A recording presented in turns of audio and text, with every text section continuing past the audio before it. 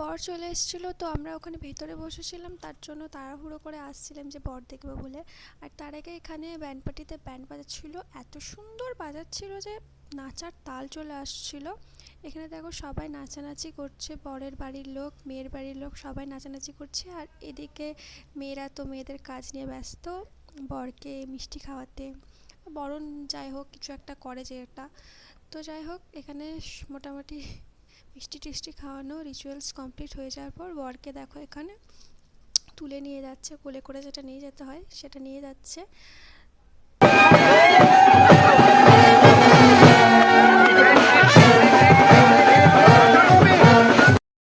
একটু পরে আমরা সবাই খেতে বসে যাই, আর আমরা এখানে খেতে বসে গেছি। প্লেট তো সামনে রয়েছে, কাঁসার থালা, আর এখানে আমার হাতে মেনু কার্ড চলে এসেছে, তোমাদেরকে একটু মেনু কার্ডটা দেখিয়ে দিলাম।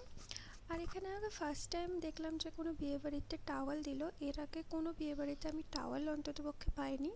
তো যাই হোক এখানে দেখো সস, স্যালাড, আর এটা কি ছিল আমার জাস্ট মনে নেই, কারণ অনেক আগে বিয়েবাড়িতে খেয়ে এসেছিলাম। তোমরা মেনু কার্ড দেখে একটু দেখে নিও।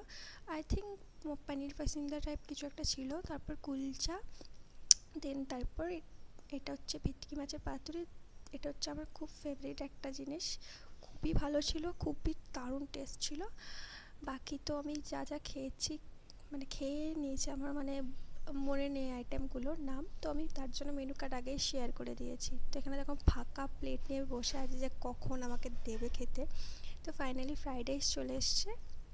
আর যেহেতু মাটন ছিল, আমি মাটন খাই না, মাছ ছিল মনে হয়, মাছও নিইনি, আমি পানির নিয়েছিলাম। আর অলমোস্ট এখানে আমার খাওয়ার ডান। তো এরপর আমি চলে যাই সোজা পানের স্টলে, ওখান থেকে একটা পান আর আইসক্রিম নিয়ে আজকের মতো ভিডিওটা এখানেই।